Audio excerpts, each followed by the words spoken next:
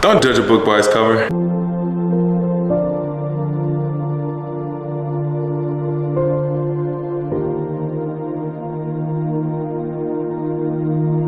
So I was reading the book of, I want to say Samuel. Let me find out. In Samuel, they were looking for a king to lead God's people. There was a prophet from God who was selecting. He was chosen from God to select, all right, who was going to be a king. So he said, okay, what about this guy? He said, no. Or what about this guy? He said, nah, not him. He said, oh, it surely must be this guy. This guy's tall, he looks strong, he looks like a warrior. This gotta be this guy. I told him, don't judge by his appearance or height, for I have rejected him.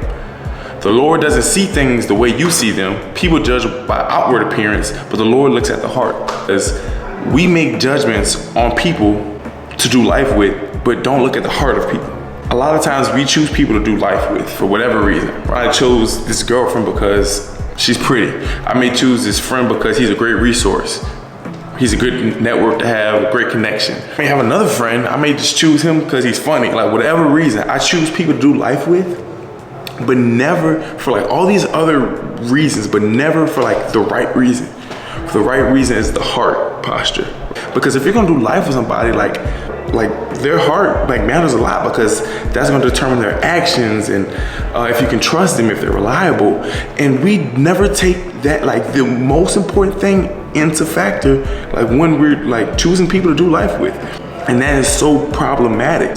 A lot of the times we get ourselves into sticky situations or jams or get backstabbed by people or on a hard time solely due to the fact because we didn't do a proper evaluation of this person's heart, or we just kind of get totally blindsided, like, yo, I never expected that from you.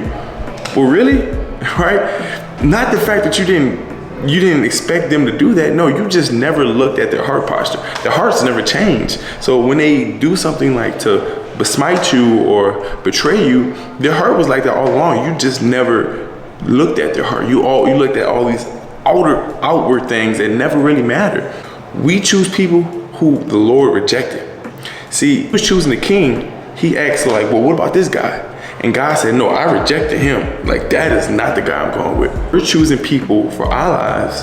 A lot of the times we choose them, but like God could have very much rejected them. We choose people to do life with that the Lord has rejected.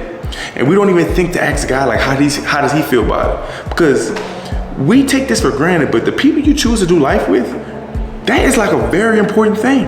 Like the people you choose to do life with, spend time with, that's gonna have an effect on you. If you're the outcome, if you are a sum of the 5 people you hang around with, well, I need to be very selective of those 5 people I choose to spend my time with, right? If I'm gonna be a little bit like him, a little bit like him, a little bit like her, a little bit like him, a little bit like him, I hope these are the best quality of people around. And we choose those people, but God might have rejected them. First meet somebody and we start to become more and more familiar with them, we need to decide like, hey, okay, God, like, should I do life with this person? Right? Like, should this be a person I date? Should this be a person like I'm gonna get to know further? Is this like, yo, me and bro cool? Like, is he like really, should he really be a bro of mine? Because a lot of the times we get our feelings hurt, and a lot of the heartache that we have experienced due to people are by our own doing, not by them, right? Because they're the same person they were when you met them. It's not like they changed over time with the relationship. No, they're the same person that you knew when you met them, but you just didn't do a proper evaluation of them. Either one, you didn't, and God might have rejected them, but you didn't even care to ask. You didn't even think to ask. You just kind of went into the relationship, went into the friendship without even asking God, like, hey God, should I do life with this person? There's a difference between like having like people you know or being friendly towards somebody, being cordial, and there's a difference between like, no, I do life with this person. This is my buddy Trey over here, right? I do life with Trey. Been known, okay guy. He's a great guy, but one of his great characteristics is his work ethic, right? He's a person I do life with. So by me doing life with him, my work ethic now increased. That's so important, the way we do life with. But let's say I didn't look at his heart posture. I didn't know his heart. To do something to betray me or anything like that, that's not an indictment. I mean, obviously it's an indictment of him, but it's not an indictment of him. More so it's an indictment of my poor judgment of character. We are so reactive, but we can be so proactive in this. I catch a lot of people praying this prayer. They say, God, remove anybody that's in my life that don't need to be there. Like, God, whoever don't need to be there, just remove on my life. God does that thing, and it shows us why this person shouldn't be in our life. Kind of feel upset, or we're like discouraged, or we're disappointed. And we're like, dang, like they really did that. I can't believe this, God. But that's after like it had already happened. But we can be proactive. Before I even do life with you, God, does this person need to be there? God, have you rejected this person from my life?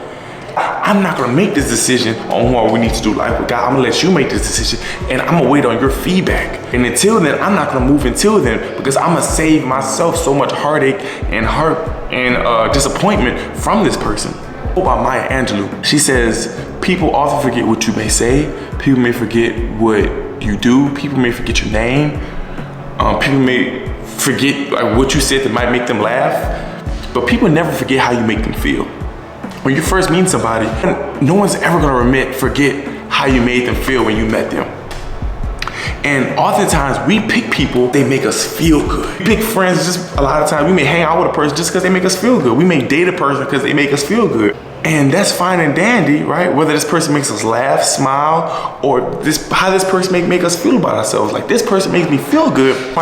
We can choose someone that makes us feel good, but the issue with that is a lot of things that we feel aren't necessarily good for us.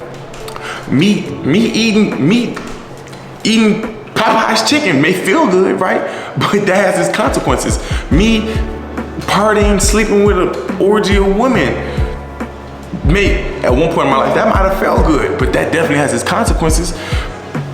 Somebody getting drunk all the time, that may feel great, but that may have its consequences.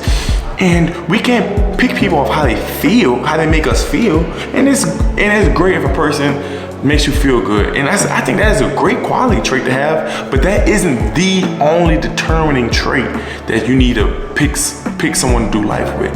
No, I'm looking at the heart posture. Now, it's a plus if they make me feel good. Hopefully, if they have a good heart, they're gonna make me feel good. But our feelings aren't always good. Our feelings could lead us to bad things. Our feelings could lead us to things that have consequences, right? So when you choosing a spouse, you're choosing a friend or an acquaintance, or even a business partner, somebody that you're gonna be doing life with, allow God and ask God, like, yo, God, does this person need to be in my life? Should I, before I make this decision to go forward with this person, what do you think? I want your wisdom, Lord. Let me know if you rejected this person or not. Man, I hope that video helps you guys, and I love y'all. Signing out.